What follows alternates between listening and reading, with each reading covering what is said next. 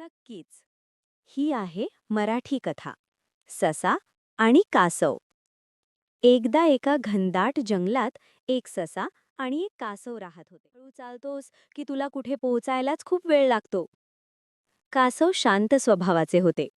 एक दिवस त्याने सशाला म्हटले, वेगापेक्षा सातत्य महत्वाचे असते. ठरलेल्या ठिकाणापासून शर्यत सुरू झाली. ससा झपाट्याने पुढे निघून गेला. थोड्याच वेळात ते असे वाटून ससा एका झाडाखाली झोपायला गेला. इकडे कासव थांबले नाही. ते शांतपणे पुढे पुढे चालत राहिले. थोड्या वेळाने ससा जागा झाला आणि धावत सुटला. पण तोपर्यंत उशीर झाला होता. कासव शेवटच्या रेषेजवळ पोहोचले होते आणि थोड्याच वेळात शर्यत जिंकली.